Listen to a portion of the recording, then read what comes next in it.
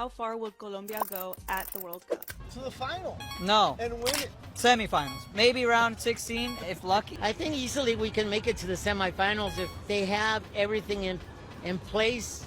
I'm trying to be humble here, but to be honest, I think we're gonna win the World Cup. We have the potential to do it. Today, every bit of doubt around Colombia's squad is gone. Not long ago, people questioned Nestor Lorenzo's squad, criticized the missing names, and wondered if this team even had a clear identity or could survive the group stage. Now, everything has changed. Colombia sits at the top of its group ahead of Cristiano Ronaldo's Portugal with a perfect 6 points, a place in the round of 32 already secured, and complete control of its journey. This team didn't come just to compete. They came to go beyond the legendary quarterfinal run from Brazil 2014. To understand why this feels so special, you have to look back. Brazil 2014 became the standard every Colombian team was measured against. Under José Pekerman, Los Cafeteros reached the quarterfinals after winning their first 4 matches, while James Rodriguez stole the spotlight with 6 goals, 2 assists, the Golden Boot, and that unforgettable volley against Uruguay at the Maracanã. That exciting, fearless style made Colombia one of the tournament's biggest stories, but it also raised expectations to a level that was hard to match as football became faster and more tactical. Then came one of the toughest periods in the team's history. Colombia suffered its worst goal-scoring drought in World Cup qualifying and missed the 2022 World Cup after going 7 straight matches without finding the net. The poor run included several scoreless draws, painful defeats, and eventually cost Carlos Queiroz his job after heavy losses to Ecuador and Uruguay.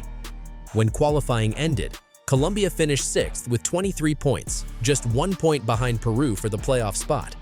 One single goal could have changed the entire story, leaving the squad and its fans wondering what might have been. That disappointing chapter sparked a fresh start. In July 2022, Colombia appointed Nestor Lorenzo as head coach. Many fans questioned the decision because he wasn't the high-profile name they expected. But after spending 7 years as José Pekerman's assistant, Lorenzo already understood the squad, the federation, and the culture inside the team. Instead of starting from scratch, he rebuilt confidence, brought back Colombia's identity, and mixed experienced leaders with rising talents like Luis Diaz and Daniel Munoz. He kept faith in several veterans despite calls for a complete rebuild, and that decision paid off. Colombia stayed unbeaten for more than 2 years, reached the 2024 Copa America final, and James Rodriguez enjoyed a brilliant comeback, winning Best Player and setting a tournament record with 6 assists. Then came a huge statement in November 2023. Colombia defeated Brazil in a World Cup qualifier for the first time ever. After falling behind, Luis Diaz struck twice in just 4 minutes to complete a stunning comeback and give fans a night they'll never forget. It felt like Colombia had finally turned the page, but the momentum took a hit just before the trip to North America. In March 2026, Colombia lost to Croatia and then fell 3-1 against France. Those back-to-back defeats quickly changed the conversation, with many claiming the long, unbeaten run had hidden the team's weaknesses against Europe's strongest sides. Inside the camp, Nestor Lorenzo had a very different view of those defeats. Instead of avoiding strong opponents, he deliberately wanted Colombia to face the toughest tests possible before the World Cup. Colombia really wanted to win this game, and you could tell, and they are through for that very reason. I have to say Colombia absolutely deserved to win that game. The goal was simple: prepare the squad for the intensity of the biggest stage. Rather than hurting confidence, those matches became valuable lessons. Before the losses, Colombia had already set a national record with a 28-match unbeaten run, collecting 22 wins and 6 draws before the streak ended after extra time in the 2024 Copa America final. During Lorenzo's first 20 matches, Colombia scored 38 goals, kept 11 clean sheets, and won over 83% of their games.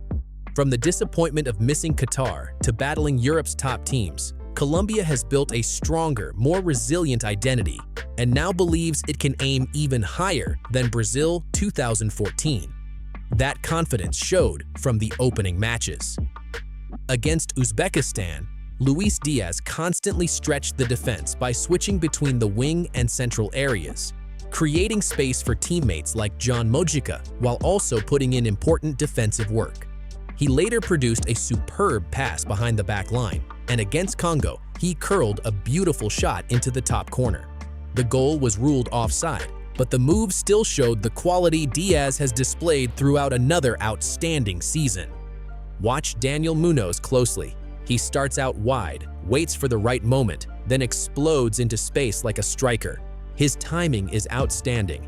He stays onside, catches defenders off guard, and finishes with confidence. This isn't a one-off moment. It's a key part of Colombia's game. The second goal followed the same formula. Gustavo Puerta won the ball. Colombia broke forward at speed, and Luis Diaz found space before calmly finishing. Win the ball, attack fast, score. That's exactly what Lorenzo wants. The pattern showed up again against DR Congo. Juan Fernando Quintero played into John Cordoba, whose clever hold-up play opened a lane for Munoz to storm forward from deep and score once more. 2 matches, the same run, and another massive goal. Even though he lines up at right back, Munoz attacks like an extra forward, making him one of Colombia's most dangerous tactical weapons. He now has as many goals at this World Cup as Cristiano Ronaldo. Another strength is Colombia's flexibility. They can switch formations during a match without losing control. James Rodriguez pulls the strings behind the striker. John Arias drifts inside to strengthen midfield. Luis Diaz can stay wide or attack through the middle, and the fullbacks take advantage of the space those movements create. Against Uzbekistan, that mix of patient possession and quick attacks helped secure a 3-1 win. DR Congo defended much deeper, so Lorenzo adjusted by using the full width of the pitch. James dropped deeper to dictate play before moving forward whenever gaps appeared. One attack summed it up perfectly as Diaz, Mojica, and Arias combined down the left, forcing a save before Munoz's follow-up effort crashed against the post.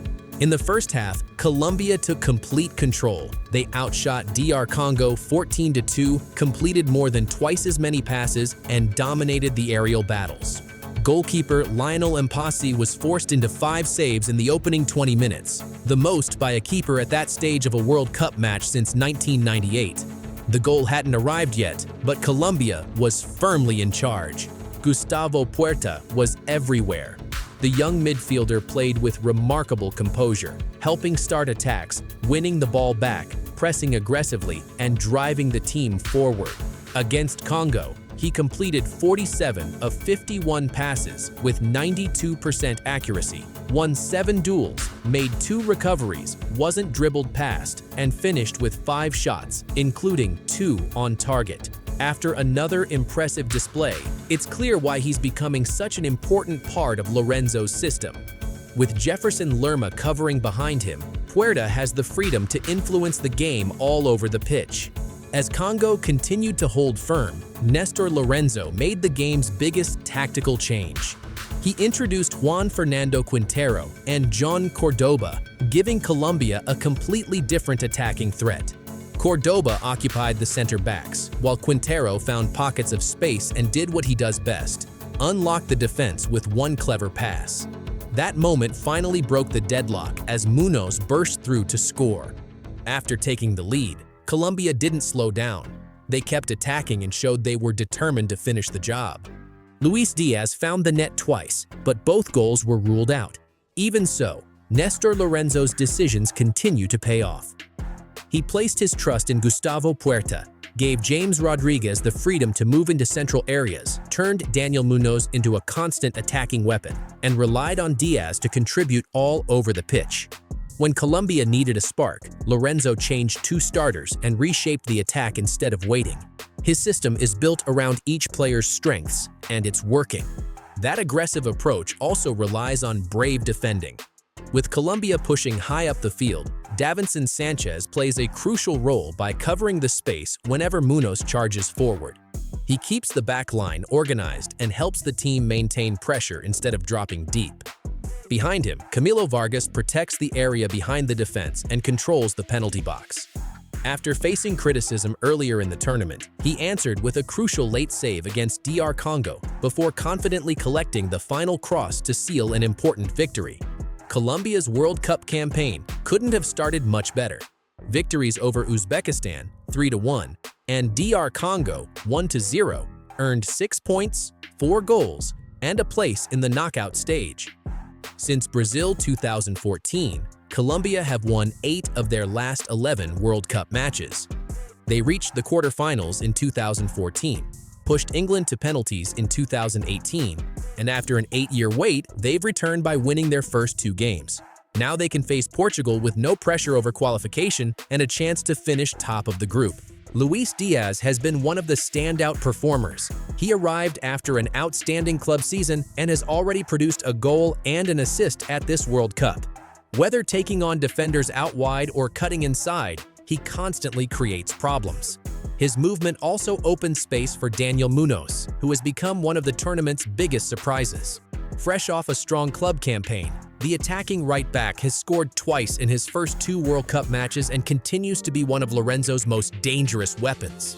But Colombia's success isn't built on just 2 players. Veteran goalkeeper Camilo Vargas provides experience and composure, while Davinson Sanchez leads a confident backline. James Rodriguez continues to shine in Colombia colors, and Juan Fernando Quintero gives the team another creative option whenever he comes off the bench. Richard Rios adds balance in midfield, while Luis Javier Suarez, John Cordoba, and Cucho Hernandez each offer different qualities in attack. That depth was on display against Uzbekistan when Cucho helped launch the move before Jaminton Campaz finished it off. That's what makes this Colombia side so dangerous. A balanced squad, multiple attacking threats, a solid defense, and a coach who has built a team that truly believes it can challenge anyone. And Colombia aren't doing it alone. More than 70,000 supporters packed the Azteca Stadium for the opening match, while another 45,000 turned Estadio Akron into a sea of yellow. The national anthem rang around the stadium like the team was playing at home, creating an unforgettable atmosphere. Not long ago, many questioned whether Colombia could compete. Now the conversation is completely different. They've already secured a place in the next round, lead the group with a perfect record, and have a real chance to finish first, which could bring a more favorable knockout path.